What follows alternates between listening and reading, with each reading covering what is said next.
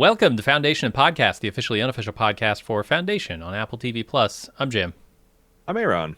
And today we're talking Season 2, Episode 6, Why the Gods Made Wine. They made it for me to toast a good episode of Foundation. That's why they made wine.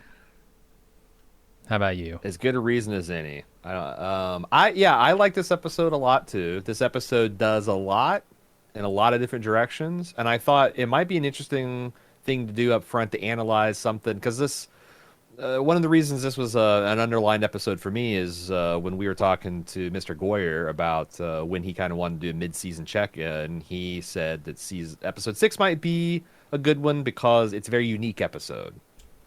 Mm-hmm. Let's talk about the ways in which this episode was unique to other Foundation episodes. I'll go first. Okay. I think large portions of this episode didn't actually happen.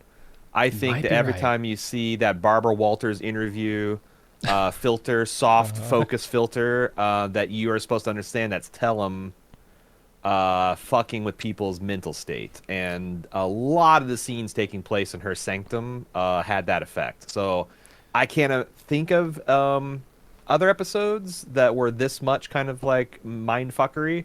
To the extent that, like, I don't think that Harry dies at the end of this episode, even though that's clearly the cliffhanger we're kind of left on. So I think that's pretty unique. What about you? You got any other uniqueness? Let me comment on that first of all. Yeah, I think you're right, and to more or less degrees, right, in each scene. Like, there are a lot of scenes where you can barely notice it around the edges, which to me indicates that maybe she's just kind of influencing a little bit, right? Nudging people in a direction, like having Harry walk away from a conversation or a debate. So she's spraying like matte satin and gloss mental finish on them. Okay, and then the really like glossy stuff is almost the whole frame has that effect, right? Yeah, candy coated. Yeah. So yeah, that was pretty. That could be pretty unique if what we're seeing is not real. The other way in which it's unique is it's a fairly big backstory for Harry, right? I mean, we learned so much about him, so much of what pushed him to this psychohistory breaking point with Empire. And I think that is something that certainly something I wanted to know more about and we haven't seen yet, right? So that could be it. Flashbacks, like intense, big flashbacks like this. Yeah, I was trying to think. The other thing is like how many POVs it's taking in, because you have like Constant, you've got Hober, you've got I guess Salford would be the primary point of view, but you've also got Gale and Harry's perspective represented there.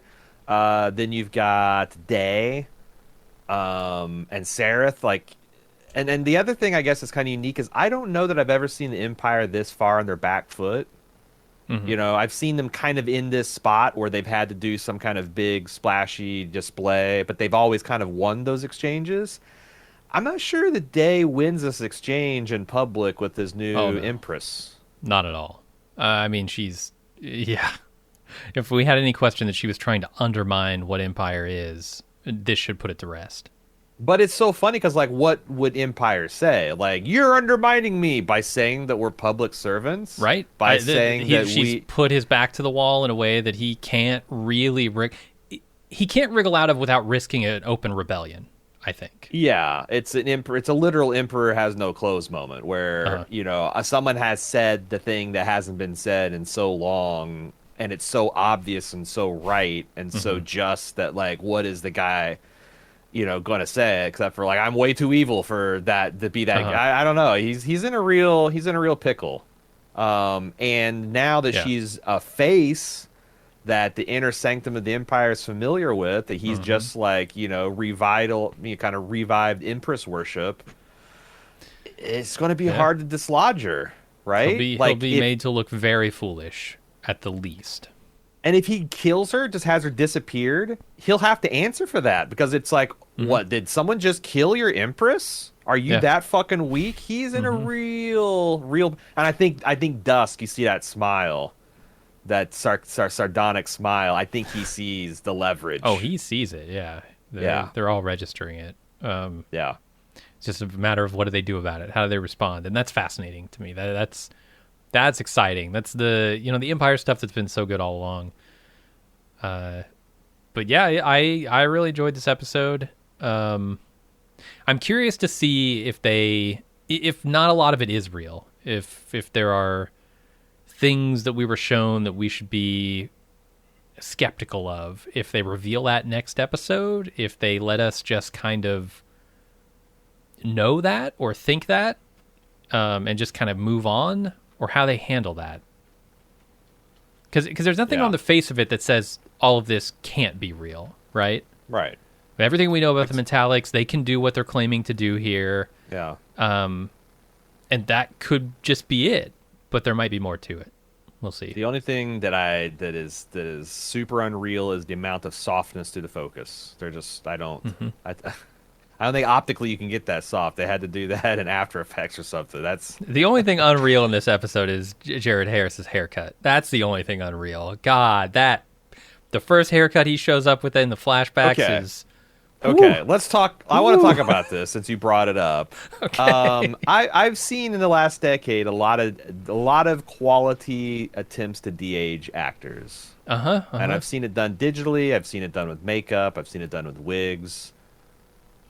Which method did they use on Jared Harris? None of them. They didn't use any of them. They used No, they combed his hair not... forward and chopped the front off. That's it. They just tell him it's okay. We're gonna you can shave. We're gonna throw you in this Chucky wig, and then you're going to be you're going to be 24 years old. I think they did a little bit. A little makeup stuff. Yeah. I think they did a little makeup. I think they did a little digital smoothing. I think they went for, expressiveness and believability rather than making this guy look like he's just out of college and. Yeah. And he's I guess a professor. He'd just be out of, you're not quite sure how old he is. Yeah, that's the thing. You can't really tell. And I think it works in its ambiguity. They don't really say, he's a new professor here or anything. They just kind of say he's the professor at this school, and that's kind of it. He's tenured, so he's probably, maybe he's a little older, in his mid-30s maybe. I don't know how long it takes to get through the tenure track in a university like that, but... No idea. No, I got it's clean shaven, spit and polish, new car smell, Jerry Harry. Yeah, gotta love it. It was a little disconcerting when he shows up with that hair, but it was fine. I enjoyed the flashbacks regardless of the hair. Yeah. Maybe we should actually talk about the plot of this episode. Let's do it. Gone pretty far afield. All right, we start off with Harry on the beach, horses running in his head. Salvor walks by, explaining she's having weird dreams, and then she walks on and finds a child who tries to explain how to communicate without words, called unvoicing. They unthink people's minds, and they unvoice their voices. And he tells her how Tellum saved all of them, and then takes her into the village where she gets the stories of everyone being saved by Tellum. Yeah. At this point, the part with the kid's pretty fun in a Matrix There Is No Spoon kind of way. I thought that the Lou did a good job here when they're the kid's like, well, you got to do this unvoicing, and then you can tell that they're doing the mental equivalent of how people stereotypically treat the elderly, hard of hearing, and people to speak foreign languages. She's just mentally speaking really loud, and I thought that's pretty funny. And I don't know, you get a little bit of world building here, how there's this musical connection that Tellum uses to kind of help people find that inner voice and express it, which I thought is interesting. Aha, the whistle. Of course that's going to be the tone, right? No. Right. Although I'm not buying that it's not the tone. I just think she hasn't quite tapped into it yet. And then we get this the kid, this kid kind of mind melds with her to show her the way that Tellum saved him. And it's apparently this guy, this kid was being, his whole family, he explains that he was targeted because of his psychic ability, but his whole family because of fear and like they thought that it was like all genetic, that they essentially slit all of his family and buried them in a shallow, in a mass grave, and Tellum saved him literally as he's bleeding to death, probably saved him with her mental powers. I was wondering, are we 100% sure that these are real memories? Because Harry later puts this up. Okay, you got this too. That like, we think that she is this beneficent person, and she may be. Uh-huh. But it's also, I think you're supposed to at least worry that maybe she has put her thumb on the mental scales of these people's loyalty.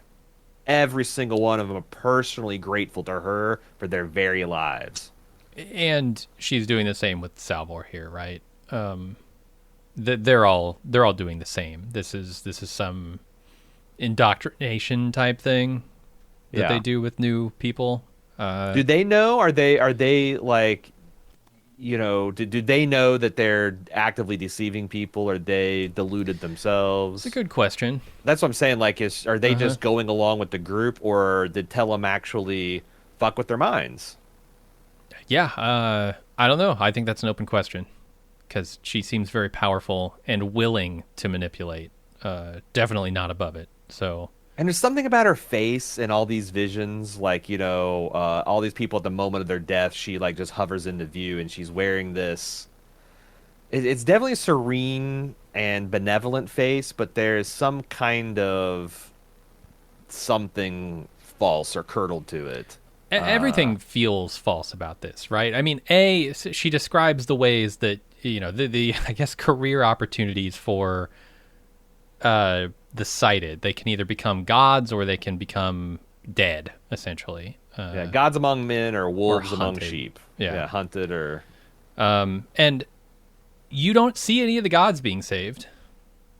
And I don't think she's like there directing what visions they're giving to Salvor. So she could have these people under her spell. She could be putting false memories into their heads of their saving, and she shows up at the exact moment when they need her every time, right? How does she personally get out there to these people and save them while they're being chased or cut open or something, right? Everything kind of feels a little too perfect about this. Or even if you take it as straight, it's like, really, you couldn't get there 30 seconds before and save this kid's family? Right. You wanted him to be orphaned. You wanted him to be in that position. I wonder if they'll ever make that explicit. Like, will there be this kind of... in The Princess Bride, when the Dread Pirate Roberts took on Wesley, and he's like, I want to make you Dread Pirate Roberts, and the next time we go and take on a crew, you'll be Dread, and I'll be the cabin boy. Is there going to be a scene where she's like, Gale accepts that she's going to take over the Mentalics, and Tellum Bob's like, okay, here's what we're going to do. We're going to get all our people together here, and we're going to mentally fuck their minds and make you their personal savior now. Could be. And then I wonder if Gale will be like, well, what the fuck? What are you talking about? I didn't realize you were doing this, Yeah, I wonder if there'll be something, and then they could go really dark with like maybe Gale reluctantly goes along with that because it's the most expedient way to get the second foundation off the ground.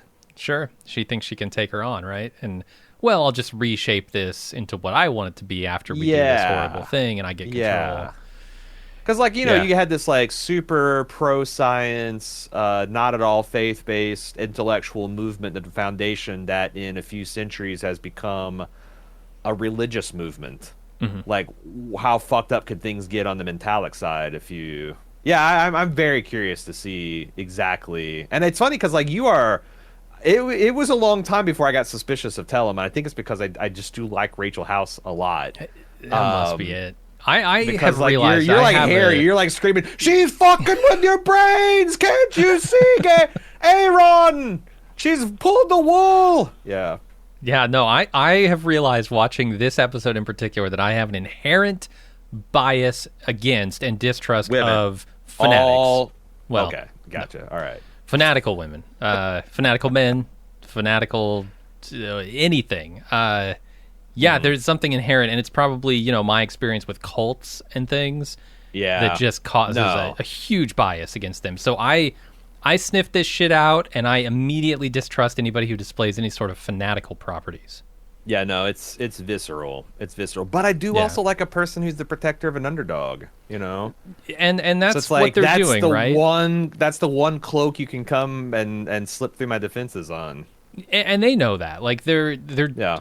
they're intentionally playing with that stuff. The fanatics are murdering the other fanatic, Harry Seldon, right? But they're also saving their kind in the process. But they're also there's so much about this that disturbs me. Her othering all of the regular humans and saying, "Well, this isn't murder because I would never kill one of my own. That's murder." Literal She's calling them dehumanization. animals. Like you're Yeah. not on our level, and so nothing I do to you is unjustified. That's what really got my the hackles raised. It's like, yeah, you start. And you And then, just you know, lose all of my goodwill towards you because that's right. a horrible thing to do. I mean, it is a very Magneto situation where, again, it's like I understand if Mm-hmm. you've been dehumanized and hunted, Certainly. and I can understand wanting to do it back to the other, especially if it's in service of kind of like you're coming up with your own place for your people to stay, where they could be protected. But like, yeah, you still it'd be preferable not to just like give into unreasoning hatred. I Yeah, man. understand why. I understand why one would, Uh-huh. but There are a few characters. She's starting to approach the level of like a Kai Wynn for me, where yeah, that's the Kai Wynn second. is such a deliciously hateable character in Deep Space Nine. I feel like this is their deliciously hateable character. She's doing It's the such a good job smugness, portraying right? somebody I hate. Yes, it's a It's huge part of it. it's the terrible opinion combined with a smugness And a an, self-assuredness. Yeah, that's an like unearned, yes. Yeah. unexamined. So yeah, yeah. And it's not entirely unearned. I want to give her that, but also, It's true. like I She's said, yeah, biased for sure. yeah. Anyway, let's move on to Harry, Salvor, and Gale speaking with Tellum. She explains the career Yeah. options, like I said, for Metallics. They can be gods or wolves, and why she therefore had to set this place up to shield them. Harry explains that the mule will eventually destroy Tellum's metallic oasis unless she helps him. Gale shows Tellum her future vision, and it disturbs her, but she says she doesn't believe the future is immutable. This is interesting because I questioned last episode whether or not Tellum could see the future and the Metallics could see the future. It doesn't seem like they can because what she sees here very much surprises her. Yes, and I do think that's real. I know I said a lot of the episode wasn't real, too. but here because she's so incredulous about, you can see like the mule and like, okay, whatever, Harry. But then when Gale says she's seen it, and she's like, well, And she that's not shows like her. on the spectrum of our powers. It's like, oh, once you get to be Right. powerful enough, it's like this is a whole. And she tells Gale later on that she's a singular person Mm-hmm. in the universe, as far as she can tell. So. And that's the thing. It's like I am sympathetic to Tellum because when she says I can't believe in an unshakable future, I feel like our actions have to matter. I'm right there with you, sister. Yeah. I just really don't like a fully deterministic universe. It might be what we're actually stuck with, but man, I want to need one of those 99.7% of the scientists to agree on that before I just decide. Because like I just find it really Yeah. No, it's a It prospect that doesn't feel good, certainly. It just makes me want to go to my bedroom and eat ding dongs until I die. Because obviously I wouldn't be doing that if the universe hadn't Right. willed it. Who am I to, like, you know what I'm saying? That's where I'm with on this whole philosophy. So I get it. Yeah, I get it. I don't want psychohistory to be true.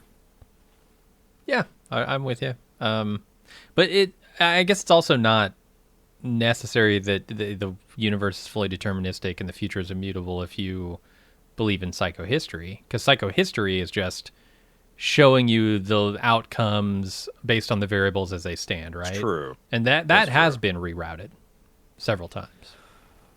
But like the whole like like what people do as individuals don't matter. But that's the thing. It's like I guess psychohistory is a little bit more palatable than full determinism because that gives you, it's like, well, maybe individuals, but like everyone's actions collectively matter.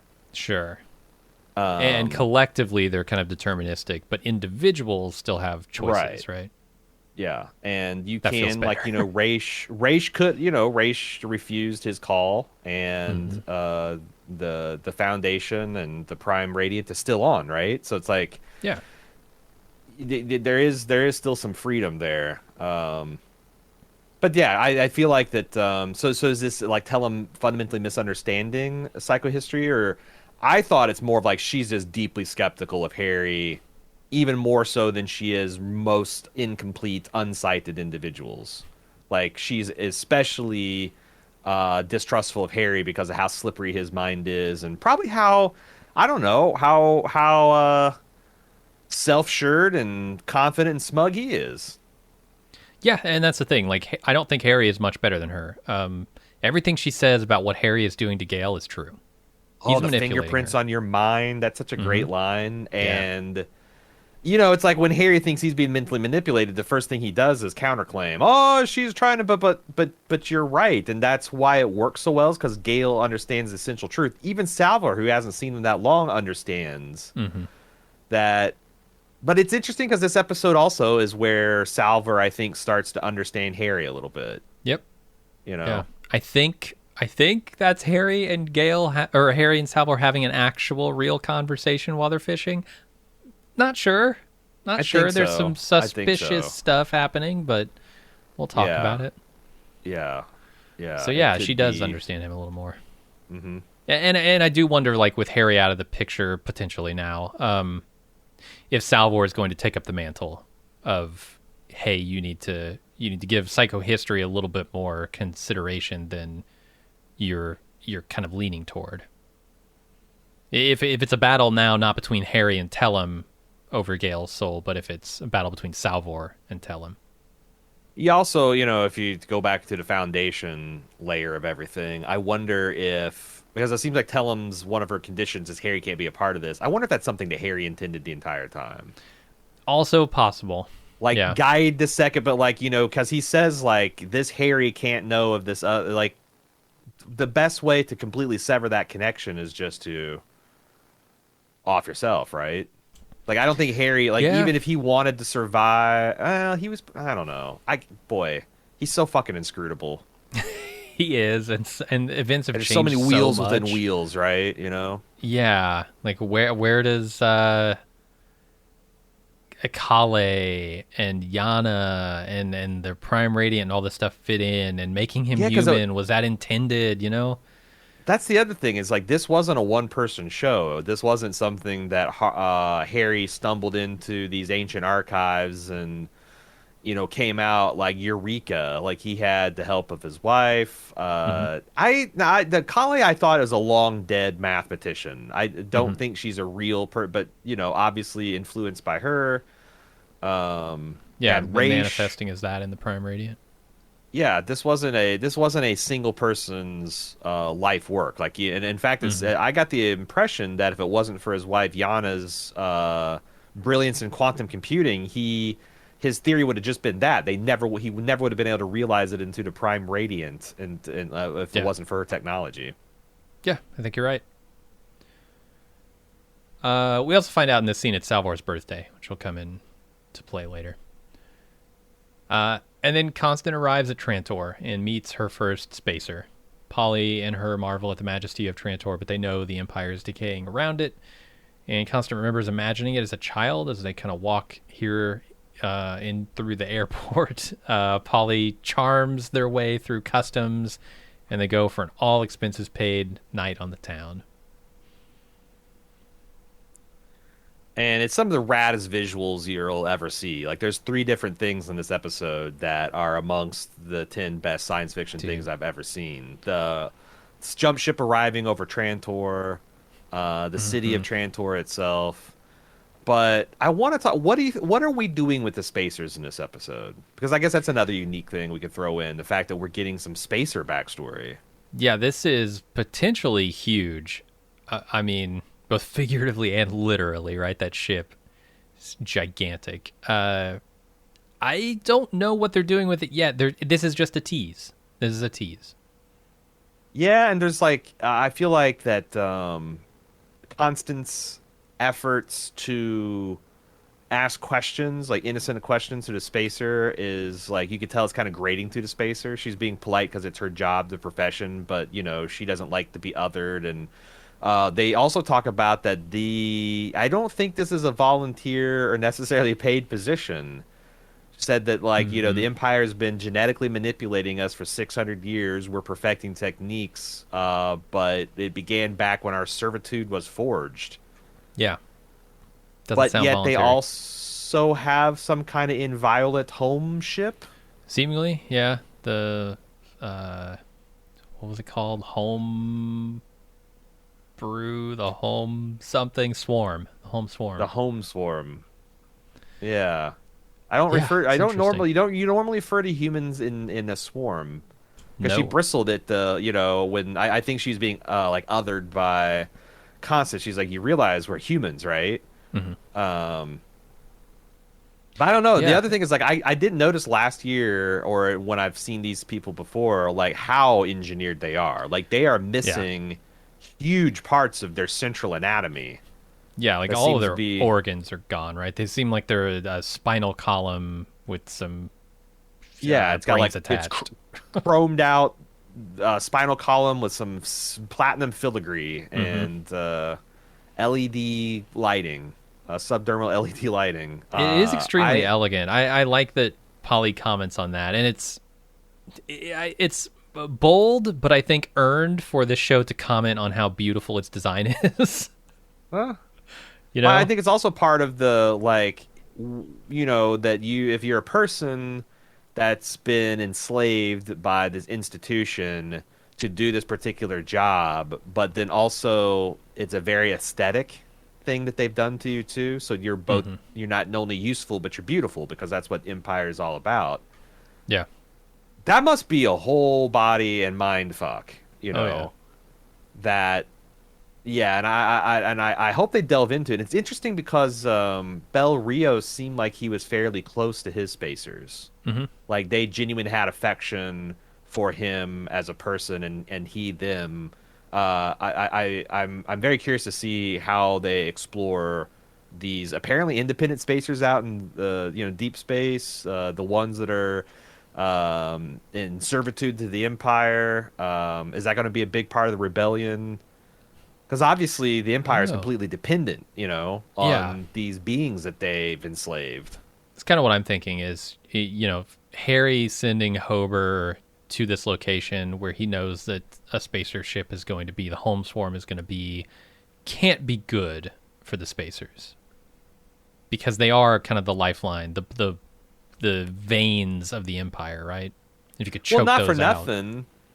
In every other science fiction universe I've ever been familiar with, and I've been familiar with a few, when you have a like highly genetically modified humanity component that is, the guild navigators in Dune, the astropaths in Warhammer. Anytime you have a genetic in your DNA lock on space travel, that faction is amongst the most powerful in the whole, rival every other, because if they decide to walk off their job or take all their ships and run, everything stops working.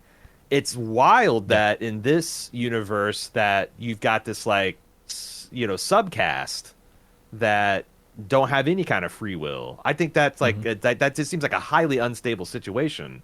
So it looks like the show's maybe going to lean into that a little bit more. I'm fascinated. Yeah, I'm curious how deep the control goes there. They have cloning technology, they have memory manipulation. There's a lot of ways to control. This is effectively the ultimate union, right? Like you rely on us to do everything in your empire. We could walk off the Right. job, but can they? I mean, But they have no power. I was saying they have all this power, but they don't have any power.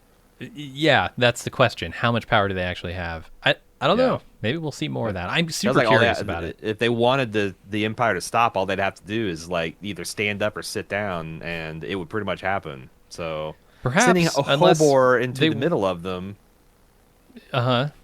Yeah, it could be super disruptive, right? yeah. Yeah, we'll see how Empire reacts. Especially since that's the other thing is what is Is Hober there to tell them that like we've got a technology that makes you irrelevant anymore? And how do they react to that? Like, could they see it as freedom? You know, Yeah, that's potentially good for them. yeah, yeah. Yeah, I don't know. Yeah, this could be well, interesting. Okay, so what did Harry say to him? Harry said, "You're going on a mission that could be seen as the exact opposite of a peace mission." It's counterpoised to the peace mission to. Right. But that could also be like if if we had the theory that like well the peace mission to Trantor is just to get the prophets killed so Uh-huh. that we have a bellus cause, we have a just cause for our war. Hmm. Then going to the navigators, the spacers, which could be seen as going to a hostile force, but it have an opposite outcome, which is to sue for peace or to bring them into an alliance. Right. Yeah, to get them to go on strike, essentially. Yeah, it's like it's opposite day essentially. Yeah, no, that's super interesting. If they do the little switcheroo there. Mm-hmm. All right, let's go to Harry. He's dipping his toes in the ocean. Oh wait, before we go, because Uh-huh. I didn't know that you recapped the Visa scene. Yes. What did you think of the fact that this immigration clerk is also a stormtrooper by night? Uh, that feels right for Empire. I don't know. Well, is it just literally that or because I was started thinking it's like, well, I don't know if I buy that. That seems dumb that the person that's stamping stuff at the counter is the same person that's showing up with the jack boots and the billy clubs and the handcuffs and the black masks. Yeah. But is it a sign that the Empire saw them coming from a long way and I they were singled out for like you I don't normally assume have so.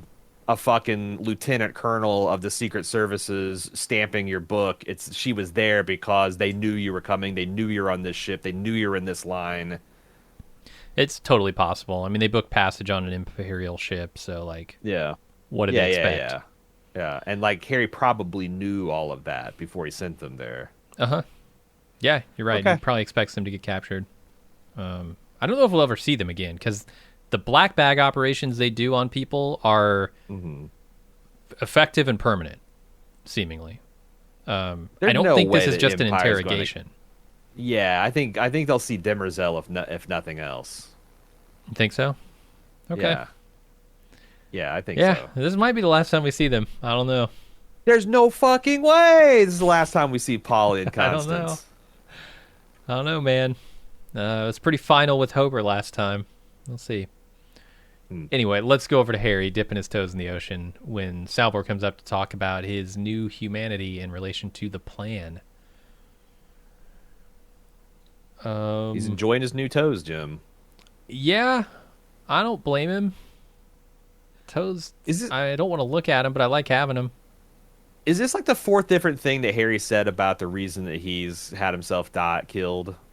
Because do you feel like we finally got the truth that he didn't know about Raish and Gale until the night of his supposed death, and that he I mean, that's kind of how I've been reading it all along, but I don't know. You seem to have other ideas about it for sure. I don't know. I don't know. So wait, you think that it's all along that like Harry did this to split Gale and Raish up? No, I think it was Oh, improvisation, right? okay, okay. Like But the way he's like works Salvor through the logic, it makes it feel like this was his like this wasn't just improvisation. This was a plan. I don't know. I mean, certain parts of it are, right? Like his description of how the Radiant is a copy of the other Radiant, they're connected, and Mhm. that Harry doesn't know the full plan. That's certain. That was always part of it. Yes, I agree with that. But I don't It's know more that Harry was intended to be running this himself, right? It was supposed to be Gale running this, or sorry, Raish it's supposed to running be the Raish. second It's supposed to be foundation. Raish. Yeah. Yeah, so Yeah. they had a plan, and I think the improvisation comes in when he realizes, oh, Raish isn't gonna leave here without telling her, and he has to have. Was it always the plan for Raish? Was it always the plan for Raish to stab Harry? No, I don't Or think so. It was he realized like, oh, they're a thing now, and like he's not going to do what I want him to do. Raish So isn't you going to think leave Harry her. was supposed to be go to the race is supposed to go to the foundation, lead its founding, and then once it's well along, leave and go to start a second foundation? Or I don't know if he Because the was even murder did supposed to give go to a the first nice foundation, but the murder did would give a nice like okay he's fucked off and he's anathema and we're moving past race and yeah, not and then much Gale can go curiosity. and start go to Terminus and start the foundation, right? Yeah, yeah. So his plan was okay. It's just it didn't work out how he expected. And I guess I believe him that he didn't know about Gale and Raish until that evening. I think so. That's how I'm reading it, but So who he didn't get knows? cold feet about killing himself. He just wanted to implicate Gale so that he would be extra sure that he would have to flee the ship. Implicate And what Raish. Harry, yeah. So like that, like because Raish didn't would have to leave. He would have Uh-huh. no choice. Yeah. Okay. But he didn't want her telling, or he didn't want Raish telling Gale, That's Well, where and it he all certainly went didn't want to shove sideways. Gale into the pod. That's like the. Yeah. Yeah. I know the actions of individuals don't matter, but like That seemed that to had to matter be a a little bit. real monkey. Unless Harry, guys, again, I still don't know if we know the actual truth because if Harry's not, I mean, that's the thing. Harry's willing to compartmentalize knowledge with his own goddamn self. Uh-huh. What's the odds that he's just going to bust out the truth on his granddaughter, the whole truth? Fair. Not highly likely, I'd say. Hmm. And I think so he walks, Salvor through like how he would kind of foolproof his plan with the other Harry not knowing that he was alive, having a device to watch over him and see the Harry in the Vault's plans as they unfold, and being able to react to them and monitor him that way. And I think I don't know. I'm trying to figure out why was Harry made human again. And Salvor says somebody wanted him to have skin in the game, and I think that might be true. But he already threw his skin away. I mean, you're talking. Telling an invertebrate gambler. It's like I want you to have stake in this bet. Like it doesn't matter. He's already lost the house once. You think he won't immediately? I thought that was such a weird thing to say.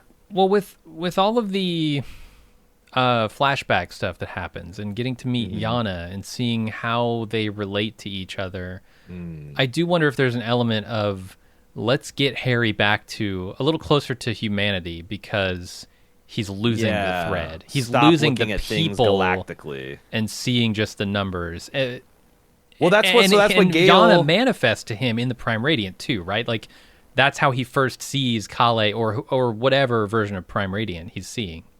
Mm-hmm. So maybe that was the Prime Radiant's intention. Yeah. What did you say before that? Because it really He wants Yana wanted to reconnect him with the people and not just the numbers. Oh yeah. Because that's what Salvor says. She's worried about Gale. That like I hope Uh-huh. she doesn't lose track of the people that she's saving in this galaxy. Right. And then at the Just end of see this the conversation, planets. Harry says that you're worried that Gale will turn into me. So you're right. So that's saying. I mean, if you put those together, it seems like Harry isn't even aware that he's kind of lost a little bit of his humanity. So yeah, shoving him back, and getting his feet into the, getting his getting his toes in the toesies in the ocean. cool pool. Uh-huh. Yeah, ground your ass. Sure. I feel like she's hitting on something there that's true. But we'll see. We'll see more. Yeah. Because, the Prime Radiant isn't Yana. I just thought it was interesting that Yana sort of manifested in those moments. Maybe from Harry's memory, his broken mind. Or maybe she's actually a part of it. I don't know. Mm. Anyway, one thing we also find out from Harry is that Gale doesn't really think through the consequences of her actions too thoroughly. He's talking about when she put him in stasis here, she could have easily known if she had thought about it that he would have been awake the whole time. She just didn't Yeah, think because about it. he was really fucked up the last time when they did this on the Raven. The Raven, yeah. Although I thought that was because his transfer got fucked up, but maybe you're supposed to understand it wasn't his transfer fucked up. It's just that he went a little space crazy from being in stasis for so long. I But guess hell, so. It's possible. I didn't surmise that, so Yeah. I don't. I don't know. I would. I don't know if Harry's being too hard on Gale, or if you're supposed to Maybe. understand that Gale did fuck up. Yeah. I mean, look, Gail's pretty young. Harry's like this singular genius. Yeah, Right. maybe don't expect everyone to be quite at your level, dude, especially Yeah, as it like relates to these matters. yeah, the last time she was conscious, she saw her lover stab her mentor and then shove her in a tube and Hmm. blow her out of a ship. And then she comes true and she's around this like insanely hellish star that's trying to destroy her. She's got a half crazy hollow Harry to keep her company. Like you think she's supposed to be like formulating theories on cybernetic consciousness and thing? Come on, Harry. Right. Yeah, for sure. He's being a little hard on her. And then Tellum visits Gale on the Beggar's Lament, I guess, where she asked for something. She wants to walk around in Gale's mind, but offers something in return: training and the opportunity to lead the Metallics once she's gone. Because I guess she's ill. There's a portion of the scene where she tries to like project strongly with her voice and ends up coughing. She says she's not well, and Hmm. she says she fears death. I don't know that I buy that because she doesn't show her anything, right? She's not giving her an insight into who she is. She's speaking words. Yeah, she walks in her mind, but she just gives her word. Yeah. Right. Which to me says she's Um, hiding more than she's giving up here. do you think they're going to try this like some kind of consciousness transfer? You know, she's got this Tell him young, into Gale? I mean, this is very tropey, but you've got this ancient neuromancer, and she's at the end of her body is withered and slip. Although I don't know, it seems to be doing Rachel House dirty. She's getting older and she's Jeez, sick and yeah. maybe she's got space cancer, and sees this young, healthy, juicy, even stronger apprentice. Like, do you think she's gonna try to jack Gale's body? That's why Uh, I think this is that's going. possible. I think she wants to get Harry out of the way because she thinks she can, with Harry out of the way, she can jack Gale's body and nobody will even probably be the wiser, let alone call her on it. So it's just Yeah. so it's like the other one, she's really interested to know like what's the deal, like what is the deal between you? You guys are but she just found out that like really no one knows Gale more than a few days except for Harry. Hmm. And she's like, there's also this like, it takes so much effort to make things real, like when you have to fake all the details, and they wouldn't have to Oh, fake very yeah. many They. details for the Gale and Salvo relationship. What if Gale Mhm. just was suddenly not awkward around her and like a lot more maternal? Wouldn't Salvo Uh-huh. think that was awesome? Yeah, I think she's gonna try to jack Gale's body. She could definitely try and jack Gale's body. Let me throw out something even crazier. What if Tellum, in viewing this future vision that Gale has realized that she becomes the mule? Okay. That she's going Um. to take somebody else's body and eventually become the mule. Mm. Ooh, that's tasty. I like that. That like if we're going to body jacking, Uh-huh. and she Yeah. can't get her hands on Gale, She and saw herself in that vision. maybe there's even a little bit of fury that you took my mentalics and now they're your Yeah, I can Uh-huh. see that. That's Uh-huh. pretty hot. Yeah, I like that. I don't know. It's just a theory based on almost Yeah. nothing. Well, why But leave it's it to the fun. people send us feedback? We should do. Yeah, we're allowed to theorize too. Here's the thing that I think is definitely happening in this scene. I feel like 90% of this is a ruse to find out where the Prime Radiant is. They're digging around in your mind. I wanted to walk through your mind. Well, yeah, because she knows where the Oh, Prime Radiant's yes. hidden, right? That's the other thing I think you're supposed to understand, that there is like a full court press on all three of them. Yes. Which that's why I'm not sure that the Salver Harry stuff isn't fake too. Right. If Because it they're is fishing in this next scene. then Harry would be the Tenham, the Tellum character trying to get the Prime Radiant out of Salvor, right? Oh, you think so? Huh. Yeah, I was thinking it was the other way around, that this 'Cause isn't the he's real fishing. Salvor.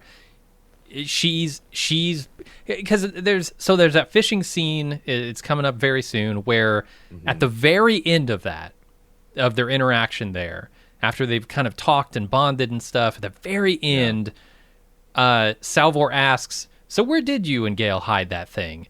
And then the fish goes on. She catches a fish on a line, and she's distracted. And I think she was literally fishing there, right? Like she's fishing for the Prime Radiance location. Or so that's because I interpreted it as soon as Salvor asked Harry that, Tellum was no longer interested in the conversation, and she's like, "Well, here's the because it's like fish. Yeah." And it's like it was such a fake. I mean, I don't know because the thing is, it is a fake thing, but it's like. Literally, you go from getting a bite, reeling it in, and Salvor's got the fish in like 3 seconds. Sure. And maybe that's just like these fish just have no sport in them at all. They're just like, you get a hook in their lip and they just practically jump into your hand. But I interpreted that as like Tellum was as soon as she found that understood that there was no way that she had the information, she was just like, no, this fucking grandpa fantasy's done. Okay. Could be. Yeah, we'll see. I also wanted to point out in this scene with Tellum and Gale that she explains how the choke that the mule places on Gale in her visions became real. Because we were wondering about that. Like, is he reaching through time or through her mind? And it's essentially her mind made it real, right? It's the Matrix stuff. Like Morpheus. Yeah. Like Morpheus said. She burst the blood vessels in her neck in the places that the mule was grabbing in her vision. Yeah. And she delivers a lot of truth here. Like, I think what she says about Harry, talked about the fingerprints on her mind, that he will never. She's like, she hurls Tellum away from her, and then she's got this like fierce smile on her face. She's like, "Look at you. You're so proud that you didn't disappoint. That's a weakness." And Harry knows it, and he knows that, and that I know that he will never see you as an equal, even though you are his better. I think that's true. I think that, Harry has this kind of like Walter White, Jesse Pinkman thing with Gale, where he gives her just enough fluff so she craves his approval, but ultimately withholds the, respect. So he's just on a treadmill of like chasing it. Well, that's pretty insightful. It's a way for her to, I think, sell a larger lie with a little bit of truth, but Yep. And like I said, I think Gale should get away from Harry and Tellum, and maybe that's what Harry intends. If I want to give him a lot of charity. Yeah, we'll see. Let's go over to Hober, who arrives at his destination to find nothing. But a moment later, an enormous ship arrives. I cannot believe this guy didn't just release Becky or whatever this Bishop's Claw's name out on Terminus. Like, it seems insane that he brought this. It's the pet. You can't release somebody's pet into the wild. Like, hey, would you house sit for me? My cat's there, and you go and release it into the wild while they're gone. What? So you go to a fucking bar, and you meet a girl. And 5 minutes later, she's like, "Oh, we have this intense connection, but we're ships tonight. We're gonna take off. Oh, by the way, would you go feed my cat?" And you go feed her cat, and it's a Siberian fucking tiger, and you still think you're on the hook for that? I don't think you have the right to release somebody's pet into the wild. That's brutal. I mean, I don't know if I would release a Siberian tiger to Manhattan, but like, I wouldn't release somebody's house cat. If I was in the middle backyard. of like the fucking Death Valley desert or something, like, in some backwater where there's nobody up in the Yukon, yeah, that tiger's hitting the bricks. I was hoping you would come watch our cat while I went on vacation pretty soon. Well, yeah, your cat's not a Bengal tiger. Actually, not now. You're not releasing my cat into wild. Forget it. That's a different thing. Different thing. So what did you think about the design of this here spacer ship? I'm blown away, like always. I mean, it's so unique. Did it look like, to me it looked like it was sublimating out of a singularity. Like you had a black hole in the back of it, and it was just like vapor was condensing out of that, and it was just kind of like a whole other way to rip a hole through time and space that looks as beautiful as the other one. Yeah, they're spacers, right? They have some pretty good command over time That's and what I space. got So, out of this. That like this is like maybe the most refined way, most efficient way of space travel that you possibly could do. yeah, they're built Because they for it. don't need to be knocked unconscious. They don't need to be Mm-mm. timed. They can just navigate through space. That seems like a great ability to have. But Yeah, anyway, for it's sure. gorgeous. It's gorgeous. The sound design, that thrumming, humming, Hmm. like it doesn't make any sense because it's space. None of that should. He shouldn't be able to hear any of that. But it fucking looked and sounded cool. And to talk again about like the foundations, faster than light travel, uh, those wisps, those like particle ribbons that come out in two directions from Hmm. the ship when they warp in, Yeah. do those travel infinitely through space? Like I don't see an end to them. I wonder if It it looks just like a line. Yeah. yeah, rips. I don't know how to describe it, but you know what I mean. Like bisects the entire universe. Yeah. Like that's the thing. It's like the Imperial jump ships seem to like tear a hole. Uh-huh. Like the Foundation ships are like scalpel slice Yeah. a thin slice of space time, and then the spacers just like I said just sublimate out of the substrate.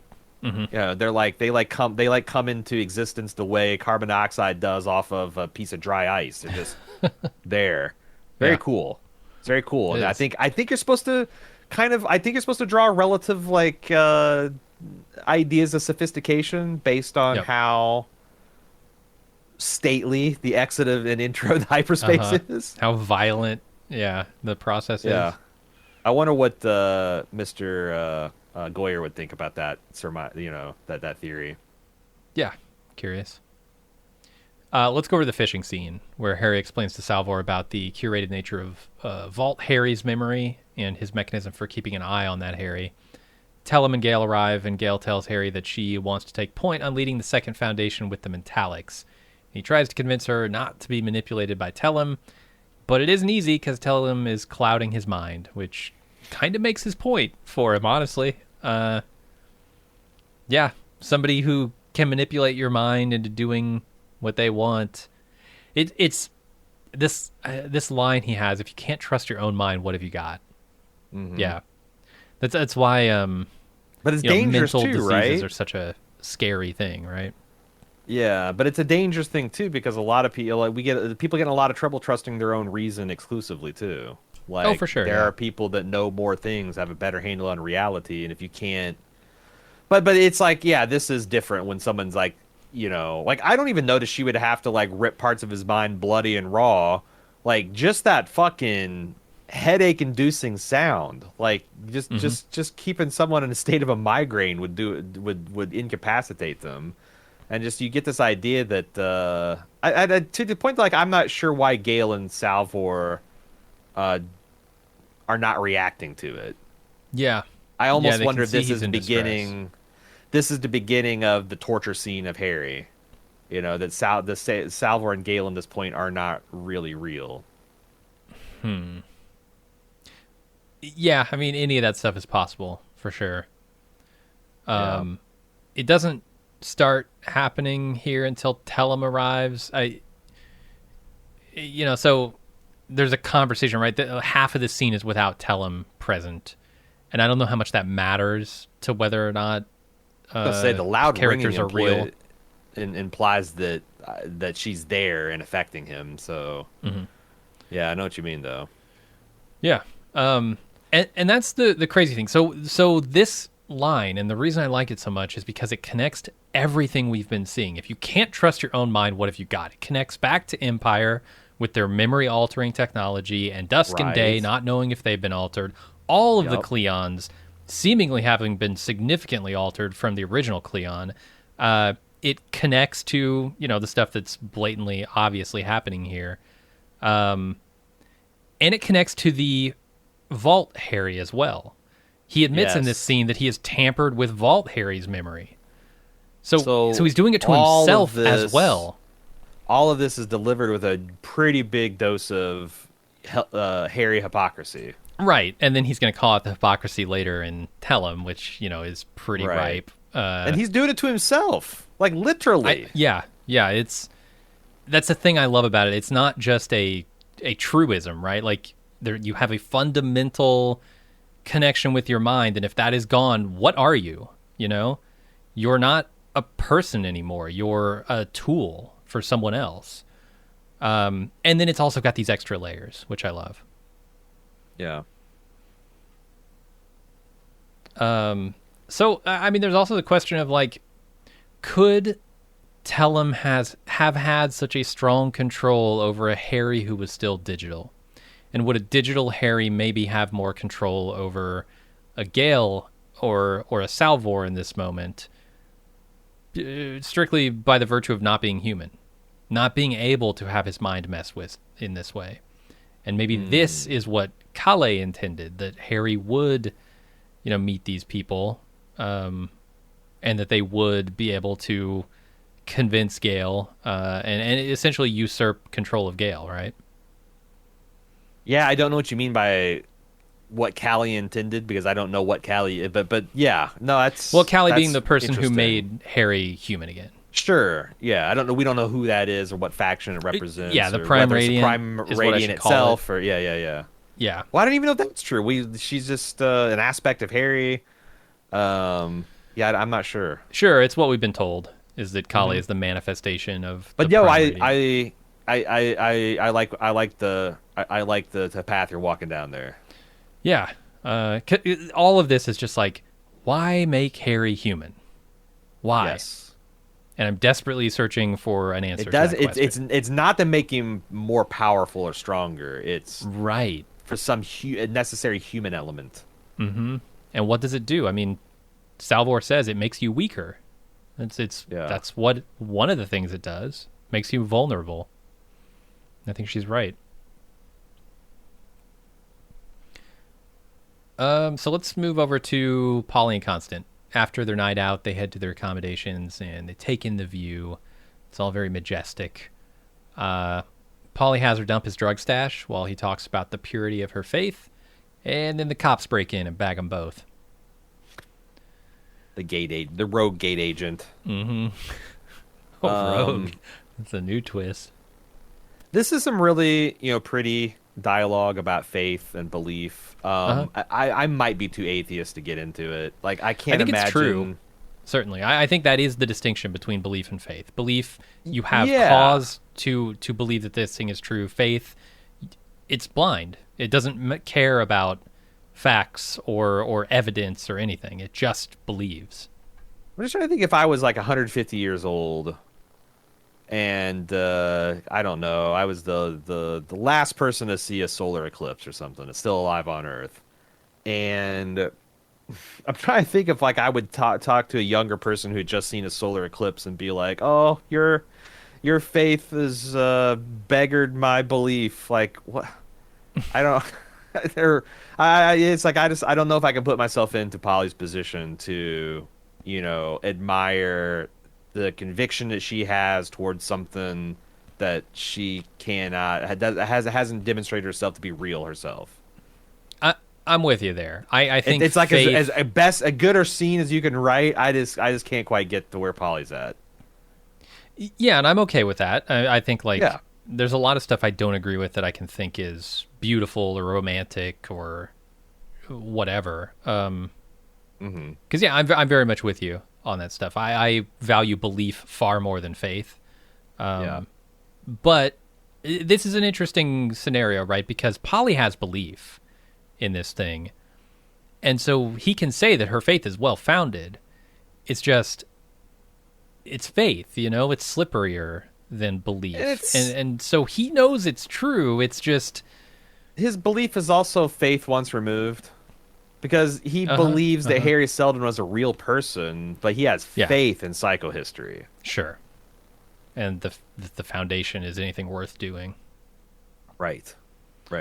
Yeah, no, you're right about that. And I can get behind on that, like faith in institutions, faith in like individuals, like that does require an act of trusting in the unknown, because they can always betray you. You don't know the how their minds are working, so yeah, there at is the a individual blurry level, line, there's a though. lot of room for faith. I think you're right, but there's also a blurry line between belief and faith, because a lot of what people would describe as faith in other people is belief based on previous history, right? Like, True. people you're in relationships with, you believe that they've got your back because they've shown you in the past that they kind of do have your back. Yeah. That's not a faith in a person. That's a belief in evidence. Yeah, but like when I say things like I believe in the goodness of humanity, that's a lot closer to faith than belief. Because if I'm really honest, I have maybe just as much, if not more, evidence to the contrary. Yeah, But absolutely. also, like, if you look out further enough, zoom out far enough into the grand scope, you can kind of see a moral compass pointing in a direction. But like, boy, I don't know if that's something you can like reduce to a calculation. So, Yeah. like I said, maybe. I think there is room to talk about faith and people, and like I said, it's like faith isn't completely non-evidence. Like any Christian would tell you, like, hey, I believe the Bible is written, and there's eyewitness testimony here, and it's not nothing. It's not like. So I always got frustrated by some of my atheist brethren doing the teacup beyond space or flying spaghetti monster. It's like, well. If you could go back in time and invent 4,000 years of flying spaghetti monster lore across like 4 or 5 different civilizations spanning the globe, you might have something, your clever fucking analogy. But like, this shit is not going to get outside your bubble, dude. So I don't know. I don't know why we just had a 5-minute talk about faith and belief. That's just 2,000 years from now, atheist navel gazing. When people are worshiping Harry Potter. Then we'll know, right? Then we can be like, well, this is all based on a book. The Church of Potter. Yeah, that somebody wrote. Wizards aren't real. Yeah. But who knows? Maybe the science will look like magic by then. Let me tell you. Rowling. Oh, God. The more pressing concern I had in this scene, the bigger question than belief and faith, is how did Polly sneak drugs through customs? Did they not register as drugs? Does the Foundation Empire have... not care? Maybe that might be the thing. Just, yeah, maybe they're legal. The Empire just like, it doesn't for personal consumption. That's a Foundation thing, man. We're groovy. We're groovy out here. We got got circular beds. Sure, yeah, we get down. It was under the TSA's limit for quantity. Right. Yeah, right. It's if under he had 1.5 brought 3 more ounces. grains with him. Yeah. They would have flagged that shit. Yeah, he'd been trafficking. Or they knew they were going to bag him anyway. So yeah, let the guy party for a night, whatever. True. It'll be easier to take when he's high on his pixie dust. Mm-hmm. All right, Day holds an event in a former Bloodsport arena where he unveils an enormous statue of Winnicet, the mother of Cleon I, which symbolizes the time before the Cleonic dynasty. And he then introduces Sereth and declares that he's ending that dynasty. And she takes the mic, figuratively, there is no actual mic here, and completely undermines the past 17 generations of Iron Fist imagery that Day has been cultivating. Whew, this is a great scene, man. I love this stuff. It's so simple. It's so... Like, they're not doing anything super tricky here. It's just characters laying stuff out there that other characters have to feel that they are unprepared for. I love it. And it helps that, like, I think Day is written as a dum-dum that thinks he's very smart. Yes. And I know Demerzel is smart, so, like, I'm more and more thinking that this is all intentional. When she just holds her little triangle pose as he's staring daggers after this giant fucking public fiasco, there's no way that this isn't part of her plan.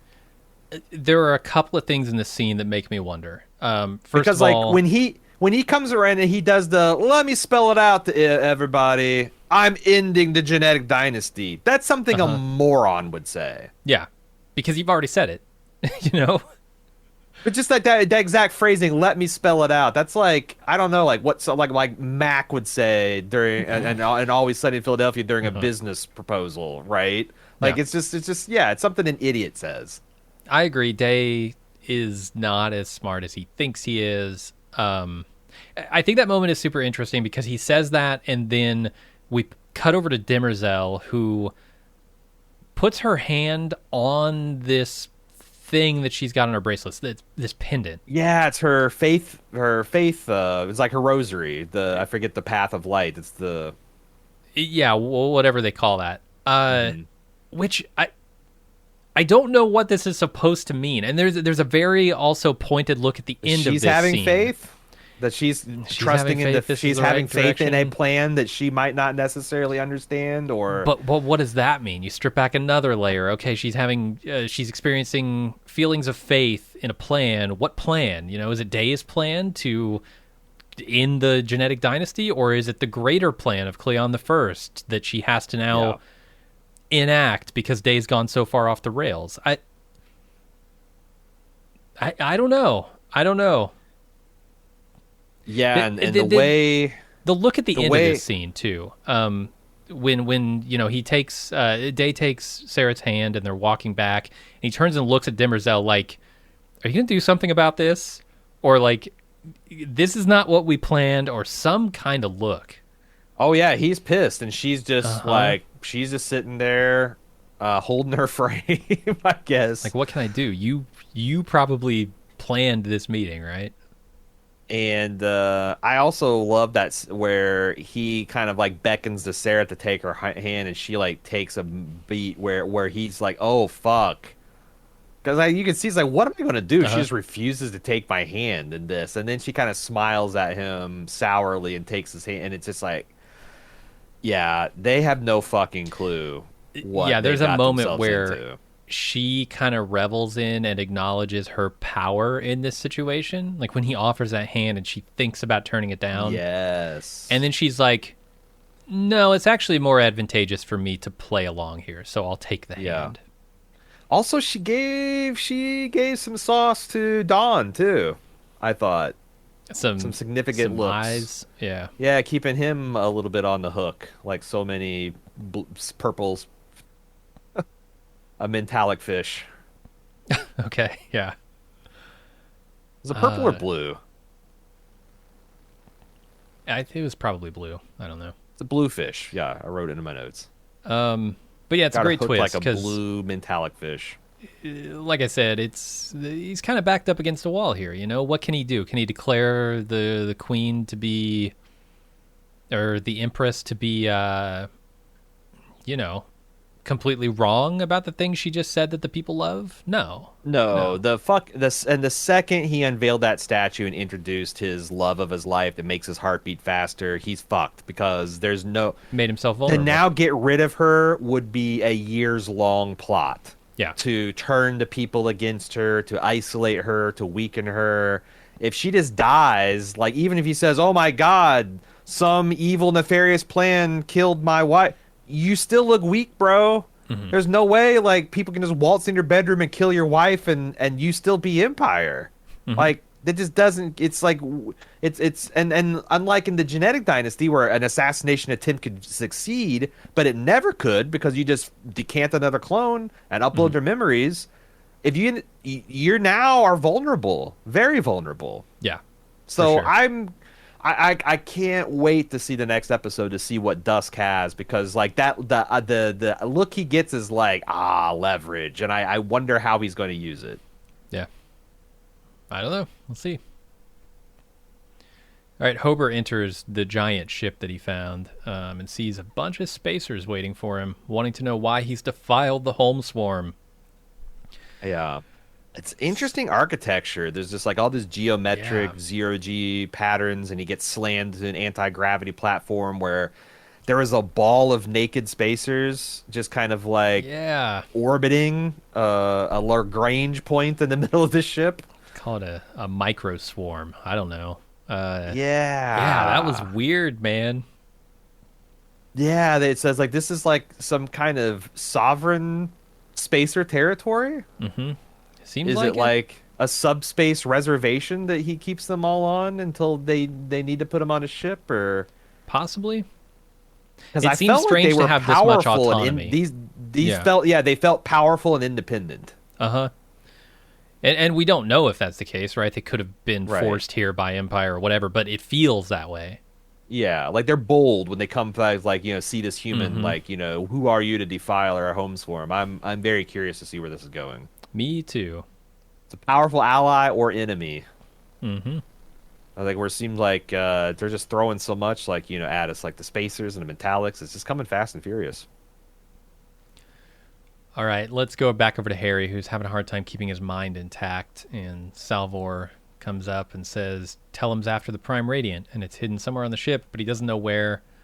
He also says that it won't look like itself, which is interesting. Mm-hmm. And this we do has see got it transform. the weird camera Yeah, big time. effects all over it. Mm-hmm. Yeah, we did see it transform. Not in any way that would disguise it super well. Yeah, I was going to say, yeah. It flattened Like, out. oh my God, you got a flat pack Prime Radiant. Wow. Uh-huh. I don't know. You'd be like, that is an unrecognizable. What is that? A place setting? A placemat? Is that a? Boy, I bet if you folded that thing up, it'd be a dodecahedron or something. Yeah. I don't know what you call it, but yeah. Flat pack D12. What do you got there? Sure, it's his D&D supplies. I imagine it's going to be, but I imagine a much fancier transformation because the Prime Radiant that we have and know is much more elegant than the prototype in terms of its size and its material, shape. We talked about how cool I don't know if we actually have online, but we talk offline like that's one of our, I guess, like white whale props. Like it would be like a Prime Radiant prop. That's a very nice prop, I think. Yeah, I would love to have one of those sitting on my desk. I would love to hold one in my hand. That seems pretty cool. And then Salvor goes to tell Gale about Harry. Gale presents her with a birthday gift. She thanks Gale, and they run outside to find Harry leaving with the beggar. And then we see, that's not actually real. Harry's actually being drowned by Tellem without remorse, might I add. Well, if you're not actually killing a human, why would you feel bad? Right? If you're just slaughtering an animal, you do that to survive. You do that for nourishment. You do it for... None of the instances she says that they kill in, I feel like, apply here. Maybe protection. What'd you think of Gale and Salvor's breakthrough here? Where Salvor gives her a big hug and... Yeah, I like it. I want to see them develop some kind of real bond, as mother and daughter. That would feel good. So, but it's all under such strange and disturbing circumstances that it also feels somehow wrong. Yeah, I thought that I was, I don't know, surprised is the right word. It's interesting to see how much chemistry like Salvor and Harry had together. And I'm looking forward to see I'm looking to see the flashes of when like Gale and Salvor will actually start to feel like a integrated unit. Mm-hmm. The way I thought I was like Gale has a lot of good chemistry with Harry. Harry's got good chemistry with Salvor. We just need to get the chemistry ignited between Salvor and Gale now.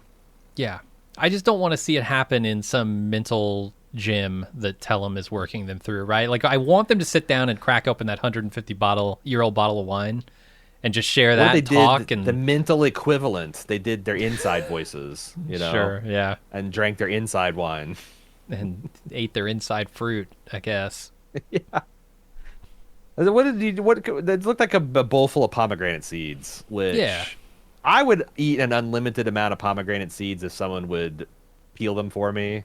I feel the same way about peel and eat shrimp. Like I could eat an infinite amount of peel and eat shrimp if someone was doing the peeling and I could just do the eating. That's what you're getting for your next birthday.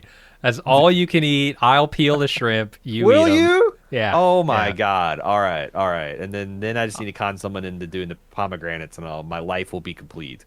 At least 90% of them will be properly deveined. That's my promise to you. Oh, that's the 1 out of 10. You get the shit shrimp. Nice. That'd be a good birthday present. Peeled, eat shrimp and/or pomegranate seeds. Yeah, I'm easy to please. Nice. Boy, I lost my place here. He's easy to please. Just peel him some seeds. They say I got a ditty for it and everything. Oh, we're having too much fun. I don't need mental powers to throw Jim off of his game. let me tell you about monsters. Um, Yes. I could not believe in this flashback that this young boy showed to Salvor earlier in the episode that there are Hmm. monsters out there who would cut open a boy's throat and the throats of his family, his father and his mother, for Hmm. simply seeming to know their secrets. You can't imagine a That is society that would do wild that? to me. Yeah. I mean, I'm a Huh. generally nonviolent person. I would never do Oh this to yeah, but somebody I'm in the saying first like the place. But people like, in power, you know, like the yeah, big important wealthy people. If there was there was a family going around that just somehow knew all their dirtiest secrets, I I think guess they would be in the father danger. and mother needed to be smarter about this, right? They needed to like use that as leverage. How are you going to get killed if you know everybody's secret? How are you going to get killed? Maybe they're fools. The Hmm. other people aren't monsters. Well, when you get vast mental powers, I'm curious to see Yeah, let's see. how you best bend them to your will. But then I looked at what Tellum is doing in this scene, and I'm like, well, she's no better than those monsters that killed that boy or tried to kill that boy. Yeah, and You like I know? said, she just doesn't see it. She just doesn't see it Mm-hmm. as people. Yeah, this She doesn't isn't murder. I see would never Harriet kill one of as my own. exactly, exactly. That hypocrisy is worse than I thought.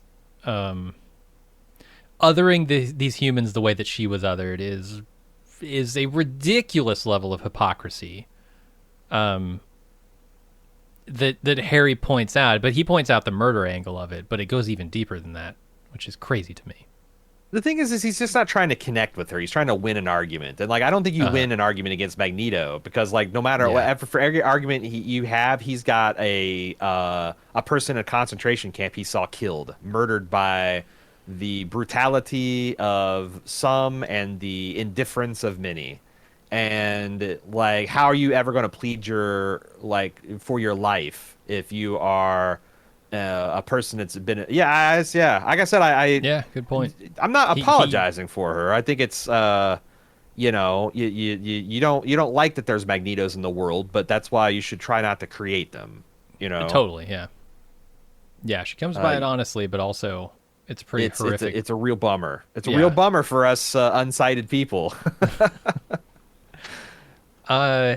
How dare we get treated as a minority, Jim? What? Right. Aaron, let me ask you, how is that killing pool you've been building coming along? Is that going well? Is that are you almost done with that I thing? got cold feet and I just turned it into a paver patio. Okay, yeah. I mean, you've been working on it a while. Yeah, It it takes a wasn't going while to build anywhere. killing pools. Is kind of my Yeah. point. I And then like when am I going to use it? Like you said, we're non-violent people. I just decided to turn it into it's a little low. It collects some more rain than I'd want because it's still got that essential sunk pit quality to it. But yeah, it's it's gonna a paper collect. patio now. This is not the first time they've done this, right? Killed somebody in this killing pool. This is a pretty elaborate execution, I would say. Well, I think you're supposed to understand this is the old Empire Summer Palace, and this is the kind of shit he got up to because he's Oh, I like right. it. Okay, So she's like, you like, well, am I that cruel? Because this is what you guys visited on yourself for no good fucking reason. So I think that's gotcha. part of the political commentary here. Makes some sense. Yeah. All right, let's start some flashbacks. And there's a lot of stuff here to talk about. We Yeah. can As stop Harry wherever goes we want. glug glug, his Hmm. memories start flooding into them. Yeah, he's drowning. We flash back to Harry as a young boy doing math as his parents herd some kind of creatures. I forget their names. He plots the perfect path into the crowd and stands in the middle as the creatures stampede violently around him. And of course, afterward, his father comes over and beats the shit out of him because his father is violently anti-math, apparently. Anti-smart boys. You're going to be as stupid as me, son. I'm going to make sure of it. Yeah, Harry's father's a real piece of work. Yeah. Moonstrikes are what they called these winged Moonstrikes. Yeah. horse lizard looking things. Which, by the way, you might recall last year we were talking to Mr. Goyer about some of the things he had to fight, like his science advisors, and he mentioned that in season 2 he wanted this moon to orbit a planet and share an atmosphere for a particular scene he wanted. This is it. This I presumably the migration, the feeding migrations of these moon shrikes do, where they jump off this cliff and overcome the gravity of their planet until they can be under the thrall of their planet, the moon. They graze there. Mm-hmm. Like I said, I can see why you had to fight the science advisor, because there's like a 17 million different reasons why I think astrophysically and geologically this would not work. Yeah. But it's real fucking cool. It's real fucking cool. It is, yeah. The migration from planet to moon is pretty interesting, that pattern. Yeah. And the idea that he's doing like, a Simba routine where he's just kind of like dancing through he's seen the patterns, these hard to observe patterns, and he, going back to the faith versus belief, he has an enormous amount of faith as a young boy in his pattern calculations. He bets his life for no other reason than to satisfy his own curiosity. Yeah. And so he kind of comes by his belief, and I'm going to call it a belief intentionally, in his theories by putting his own life on the line. He comes by that honestly, much like Tell Him. Yeah. Then we get another flashback here, a whole series where, as a professor, Harry's told his predictions concerning the fall of empires could be taken the wrong way by the current one. He's indignant until Dr. Yanakine shows up and decides to share his office with him. And she says they're going to do wonderful things together. And this whole scene is with Dr. Taj, who is kind of his handler here at the university. She is an employee of the Empire, it seems, that is there to keep eyes on him. Is there Taj? Because I thought it was Tudge, and I thought that was such a great name for a stick in the mud, backstabbing, officious. Tudge, yeah. Yeah, it's such a great villain name. It's like Slugworth from Willy Wonka, right? Chocolate Factory. It's a great villain. Or like Harry Potter fans, Dolores Umbridge. Just give it a name. It's just not fun. It's just not fun. Like you don't know nothing about. But how do you feel about Dolores Umbridge just from her name? Bored. I'm sleepy. Not good. It's not a good feeling. You don't get happy, contented, positive feelings from a Dolores Umbridge. Not really. Anyway, Dr. Tudge, no better. Dr. Tudge. So while they are doing wonderful things together, namely finding a practical application for Harry's psychohistory theories and creating the Prime Radiant, they fall in love and conceive a child. And then Harry's told that he has to go to Streeling University in the heart of the Empire or have his work shut down. And Yana wants him to take that offer, but he won't. Yeah, that is, it's interesting because they really portray Harry as a bit of a dick here, when Dr. Tudge is giving him the business, and this Dr. Kine, who turns out to be his love of his life, is kind of running interference for him, and she volunteers to share his office, and she's like, she's not sharing my office, and I also like the idea that like Harry used to be a more timid, kind of live and let live type of person, and didn't really think much thoughts of, and his wife is a lot more hot-blooded, and he apparently has adopted her philosophy, and like the Empire essentially leading to her death is like one of the things that's doomed the Empire, because Harry just set his heart against him from that moment on. And he's always had a cutting wit and a disdain for the Empire. We find that out for sure. I don't even know if it's disdain. It's just more of like like it was an intellectual curiosity about all empires fall and what's the big deal. But when the Empire killed Yana, it then became personal to him. Oh yeah, definitely personal there. But I feel he was annoyed in like a free speech. I wish exactly, like why can't we debate oppressive the free market? regime? Yeah. But like he's skin in the. It's the difference between intellectual and like skin in the game. Yeah, between dipping your physical or digital toes in the ocean, right? Yeah. The other interesting thing is they paint him as a bit of a romantic. That like Helicon is for lovers apparently. The silver light makes them all into romantics, and the low yeah everything feels kind of ethereal there. Light, and everything's light. Because I would not call Harry an excessively romantic or sentimental person in his current inclination, but there's a lot of Yana in him now. Yeah, and there's this pendant that she gives him that reflects the heartbeats of both his lover and child to be. And I think that's an incredibly romantic concept. I really like that. Yes, I've never seen it in fiction before. It is an Mhm. excessively romantic. I don't know in practice if I would be a big fan of it, but Sure, but I mean, their hearts are literally beating with yours, right? yeah, It's sitting yeah. there on your chest next to your own heart, it, and it's also the design for the vault. I mean, let's look at that thing and say, oh, this is the exact shape of the vault. So You are the 100% vault correct. is sort of in memoriam to Yana and his child. Yeah, yeah. And you can see kind of at the end of this sequence where he's going to go to Streeling, you get what's in his head, right? He's now here to take down the Empire. It's not just, oh, I have a theory that predicts your fall. It's, I'm going to make this happen. And the vault is kind of a monument to that, and a monument to Yana as well. I like Yana's explanation for like, Harry's freaking out about like we'll be so close to the Empire, we'll be stifled. She goes, well, if you want to slip a knife between the ribs, the best place to be is right up there against Mm-hmm. the person's chest. Like that's some real Sung Soo shit, man. Sure, yeah. Uh, I talk about how she got a lot of this life philosophy from this Goric Tarka of Cauldre, like this, fictional. I think it's a fictional philosopher. I looked it up. Yeah, Um, it's nowhere to be found on the internet. So so I wonder if we'll get more like passages, or we'll get to meet this way we met Calais in season 2. I wonder if we'll if a personification of Goric Tarka will show up at some point. hmm could be. Yeah, that quote is the gods made wine to compensate those who can't afford revenge, which is the takeaway for the title of this episode. Yep. Why the Yep. gods made wine.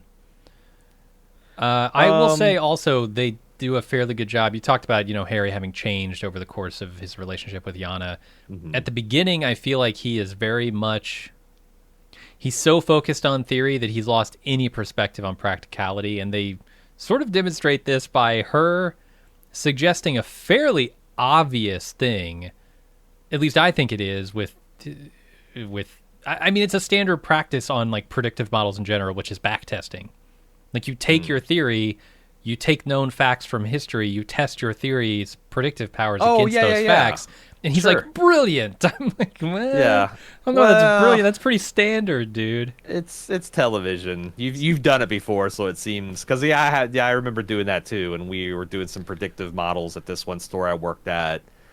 The best thing to do is Sure. just to roll it back 5 because the computer don't fucking know, and see if it can predict the next 5 years and tweak it, and then Yeah, stock market yeah, stuff does that all the time. sure, It's like sure, it's obvious if you're in any way concerned with the practicality of your theories.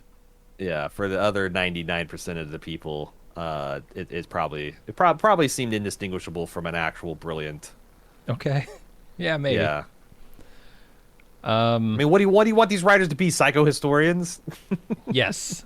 I want them to be practical physicists. I don't know. See, Um she should have called it quantum backscattering. there And quantum then, back why don't you just do quantum back testing? Brilliant, and I have no quantum problem. back Yeah. testing? Yeah, yeah, yeah, Hmm. yeah. That's you just Star Trek. You just throw in a buzzword. For sure. So like I said, he won't take this deal with Streeling University, and that results in Yana being taken by Dr. Taj.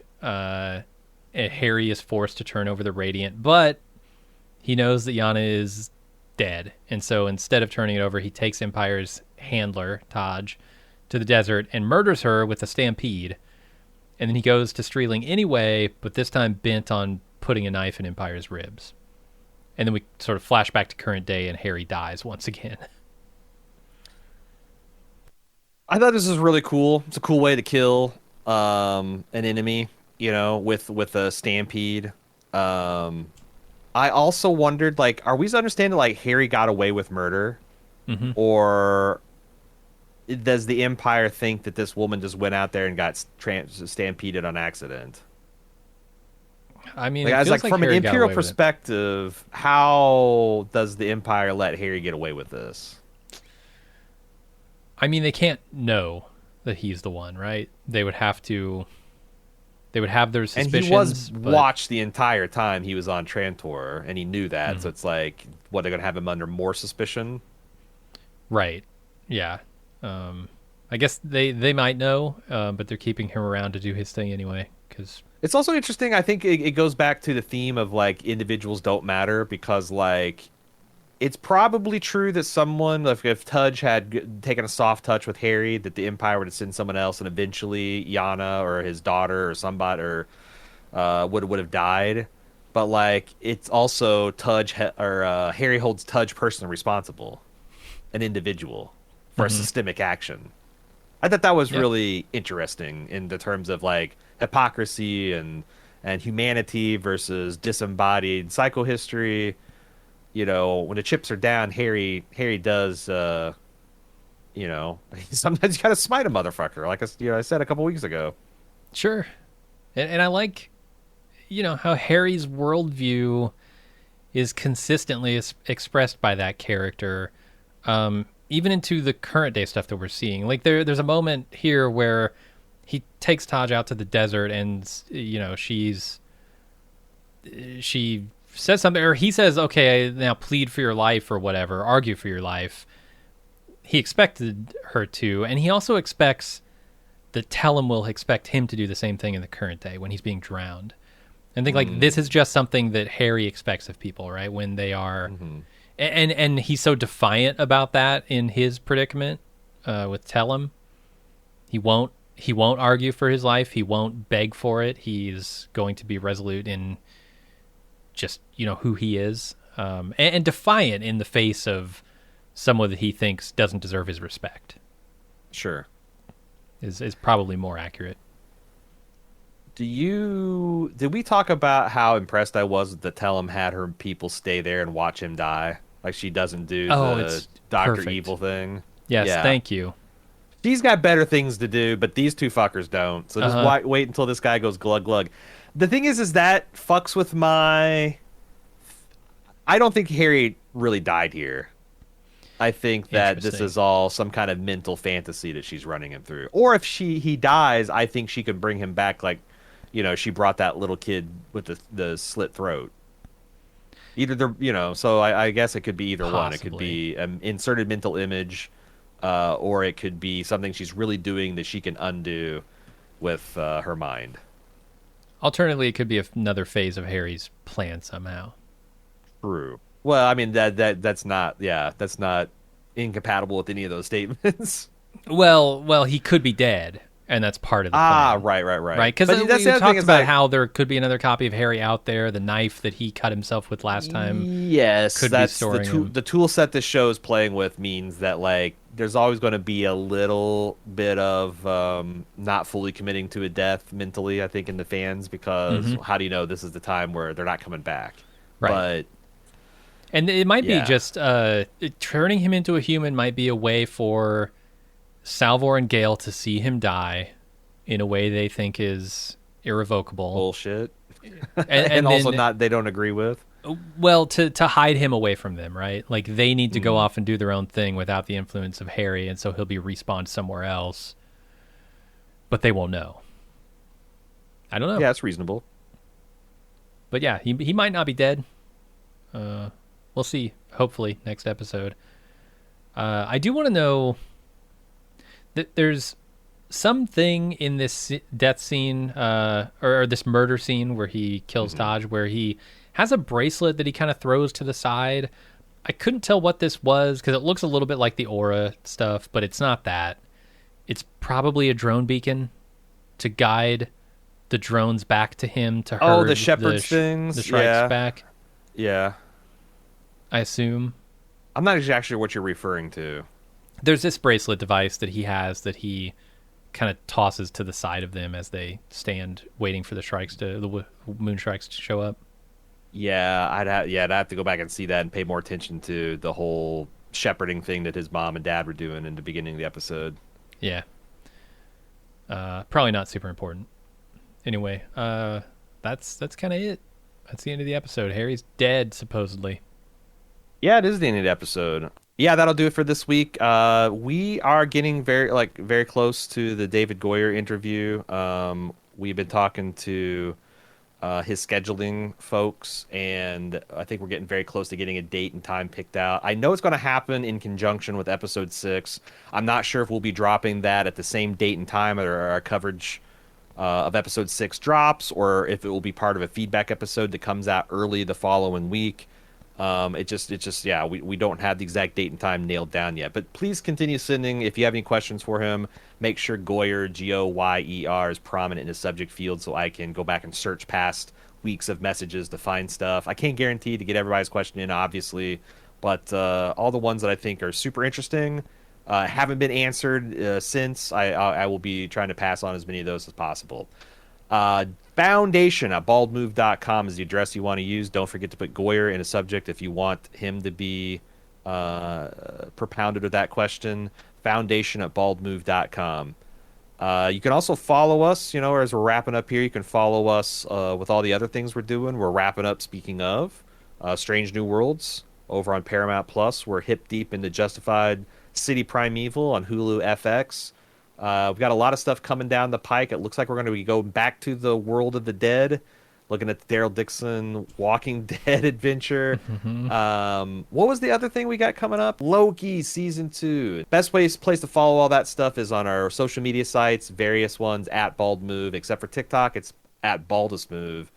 And then if you want to support us and get ad-free feeds and extra bonus content on our podcast, support.baldmove.com. Foundation@baldmove.com for feedback. We will talk to you next time, or I guess the next week, episode 7. Until then, I'm A.Ron. And I'm Jim. Respect and enjoy the podcast.